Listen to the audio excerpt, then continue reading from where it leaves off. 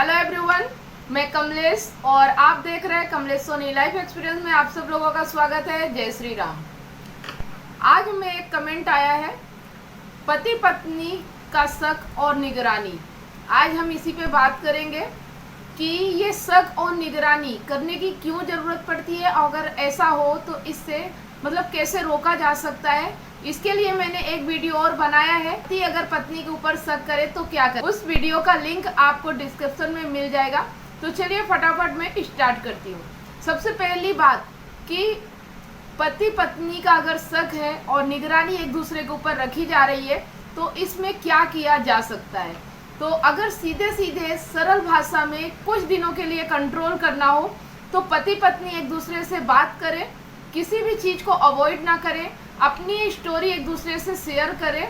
और लगता है कि इसे रोका जा सकता है, उसके लिए आप एक दूसरे को वादा कर सकते हैं, एक दूसरे से कस्में खा सकते हैं कि दोबारा ऐसा नहीं होगा या हम आपको बहुत प्यार करते हैं। ये सारी बातें कह के आप एक दूसरे का मन बहला सकते हैं और कुछ दिनों तक आप इन चीज़ों को इग्नोर कर सकते हैं कि एक दूसरे के ऊपर शक ना हो। तो इन चीज़ों को जो ये शक और निगरानी है, इनको इस तरह से कंट्रोल किया जा सकता है, लेकिन ये ज़्यादा दिन तक कंट्रोल नहीं रहता है। अगर किसी का आपके ऊपर विश्वास नहीं है तो आप कितना भी वादे कर लीजिए, कस्में खा लीजिए, खा लीजिए, कितने दिन तक आप शक करने से और निगरानी रखने से दूर रख सकते हैं। तो आइए मेन कारण पे हम जानते हैं कि कोई चीज़ पे शक क्यों होता है।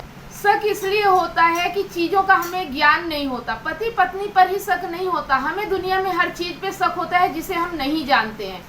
उदाहरण के लिए आप डॉक्टर के पास जाते हैं तो उसमें भी शक करते हैं, आप गाड़ी पे चढ़ते हैं उस पर भी शक करते हैं, जीवन में आप जो भी काम करते हैं हर चीज़ पे शक करते हैं जिस चीज़ के बारे में आपको जानकारी नहीं होती है। उसी तरह से आप अगर पति पत्नी के रिश्ते में शक हो रहा है, एक दूसरे पे निगरानी रखी जा रही है, तो इसका मतलब कि आप एक दूसरे के बारे में चीज़ें सही नहीं समझते हैं, आपको चीज़ों का ज्ञान नहीं है, आप सिर्फ शक करते हैं। उदाहरण के लिए अगर आपको कोई संख्या दी जाए 5 + 3 तो 5 3 8 होता है, आपको पता है तो आप डायरेक्ट बोलेंगे कि 5 3 8 होता है। लेकिन अगर आपको नहीं पता है तो आप बोलेंगे शायद इतना ही होता होगा। तो कि शक कहाँ होता है, जहाँ चीज़ों का ज्ञान नहीं होता वहाँ शक होता है। अगर आपको शक हो रहा है तो इसका मतलब ही है कि आप चीज़ों को समझ नहीं रहे, सिर्फ आप उसका अंदाज़ा लगा रहे हैं, आपको ज्ञान नहीं है। तो हमें ज्ञान होने की ज़रूरत है और ज्ञान सिर्फ आध्यात्म से आता है। जब तक आप चीज़ों को सही तरीके से नहीं समझेंगे, दुनिया किस तरह चलती है, दुनिया में चीज़ें किस तरह होती हैं, तब तक ये शक आपका नहीं जाने वाला, ये निगरानी रखना आपका नहीं जाने वाला। एक डर होता है, डर के कारण भी हम एक दूसरे के ऊपर निगरानी रखते हैं। और शक और निगरानी जिस रिश्ते में आ जाए वो रिश्ता ज़्यादा लंबे समय तक सही तरीके से नहीं चल सकता। तो अगर आप चाहते हैं कि आपके रिश्ते में कोई प्रॉब्लम ना आए, शक ना हो, निगरानी ना रखे कोई भी, तो आपको आध्यात्म की ओर जाने की जरूरत है। एक आध्यात्म ही ऐसा विषय है जहाँ पे आपको चीज़ों का सही ज्ञान होगा, चीज़ें क्लियर दिखना शुरू हो जाएंगी। आपका रिश्ता, पति पत्नी का रिश्ता क्यों है, आप एक दूसरे के साथ क्यों है, वो क्यों अगर आपको पता चल जाता है तो समझ लीजिए कि आपका ये शक और निगरानी खत्म हो जाएगी। बिलीव ऑटोमेटिक आ जाएगा, विश्वास एक दूसरे पे ऑटोमेटिक हो जाएगा।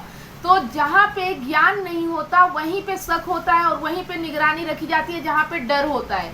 ये दोनों चीज़ें तभी खत्म होगी जब आपको पूर्ण ज्ञान होगा, और उसके लिए आपको आध्यात्म की ओर जाना ही होगा। आध्यात्म ही एक ऐसा रास्ता है जो आपके अंदर ज्ञान पैदा करता है, जो चीज़ों की सही समझ पैदा करता है। तो अगर आप चाहते हैं कि आपके रिश्ते में खुशियाँ आए, शक ना हो, कोई आपके ऊपर निगरानी ना रखे, तो आपको अपने जीवन में ज्ञान की ओर बढ़ना होगा। तभी आपके जीवन में वो प्रकाश आएगा जिससे आपको चीज़ें क्लियर नज़र आने लगेंगी। किसी को बदलने की ज़रूरत नहीं है, किसी पे पाबंदी लगाने की ज़रूरत नहीं, किसी पे निगरानी करने की ज़रूरत नहीं है। अगर आपको चीज़ें क्लियर समझ में आने लगी, चीज़ें जब तक समझ में नहीं आती तो ही शक होता है। अगर पति पत्नी का और पत्नी का पति पे शक हो रहा है, इसका मतलब आपको चीज़ें समझ में नहीं आ रही, आप एक दूसरे के साथ क्यों हैं, आपका रिलेशनशिप किस लिए है। और जब तक आपको आध्यात्मिक ज्ञान नहीं होगा तब तक इस उलझन से आप कभी भी नहीं निकल पाएंगे। 4 दिन, 6 दिन, 10 दिन के लिए आप कस्में खा सकते हैं, वादे कर सकते हैं, लेकिन हमेशा के लिए आपकी ये परेशानी नहीं खत्म होने वाली, क्योंकि हमें हर उस चीज से शक होता है, हर उस चीज में शक होता है इस चीज को हम जानते नहीं है, और फिर हम बहुत सारी प्रॉब्लम अपने लिए खड़ी कर लेते हैं। तो बस एक ही काम करना है, आपको अपने जीवन में ज्ञान लाना है। जब आप चीज़ें क्लियर समझ में आने लगेंगी तो ये शक और ये डर जो आपका है किसी के ऊपर निगरानी रखना या आपके ऊपर कोई निगरानी रखता है, तो ये सारी चीज़ें खत्म होगी। जब आपके जीवन में ज्ञान का प्रकाश आएगा तभी इन चीज़ों से आपको छुटकारा मिल सकता है। इसके पहले आपको जीवन में छुटकारा नहीं मिलने वाला। आप कितने भी कस्में खा लीजिए, वादे कर लीजिए, कुछ भी कर लीजिए, ये शक करना और निगरानी ये दोनों चीज़ें नहीं खत्म होती, क्योंकि हम यही नहीं समझ पा रहे कि हम एक दूसरे के साथ क्यों हैं, हम एक दूसरे के लिए मतलब हमारी आवश्यकता क्या है, ज़रूरत क्या है। जब तक ये चीज़ें क्लियर नहीं समझ में आएगी तो ये डर आपके मन में हमेशा रहेगा और कुछ ना कुछ बाधाएं आती रहेंगी। तो अगर शक और निगरानी को ख़त्म करना चाहते हैं अपने जीवन से, कि ये चीज़ें ख़त्म हो जाए और आपका जीवन शांति से चले, तो आप दोनों को पति पत्नी जो हैं या आप बॉयफ्रेंड या गर्लफ्रेंड है, तो आपको सिर्फ आध्यात्म की ओर जाने से ही सच्चा ज्ञान होगा, जहाँ पे आप रिश्तों को सही समझ पाएंगे कि रिलेशनशिप में आप क्यों हैं, आप दोनों एक दूसरे के लिए कितना इम्पोर्टेंट है, आप दोनों की क्या आवश्यकता है। तभी आप शक और निगरानी से बाहर आ पाएंगे। आपका डर जब खत्म हो जाएगा, आपका एक बिलीफ सिस्टम जब बढ़ जाएगा, आपको चीज़ें क्लियर समझ में आने लगेंगी, तो ही आपके जीवन से ये परेशानी खत्म होगी। तो उम्मीद करती हूँ कि ये वीडियो आपको अच्छा लगा होगा और मेरे सजेशन से आपको काफ़ी समझ में आ चुका होगा कि शक और निगरानी क्यों होती है और इसे कैसे ख़त्म किया जा सकता है। तो इसे ख़त्म करने का एक ही रास्ता है कि जब आपके जीवन में ज्ञान का प्रकाश आएगा तो ही ये चीज़ें आपके जीवन से ख़त्म होगी। अन्यथा कुछ दिनों के लिए आप शांत हो सकते हैं, कस्में वादों में बंध सकते हैं, लेकिन हमेशा के लिए ये चीज़ें ख़त्म नहीं हो सकती हैं। तो आध्यात्म का रास्ता हर किसी को अपनाना चाहिए, तभी आपको चीज़ें क्लियर समझ में आएंगी।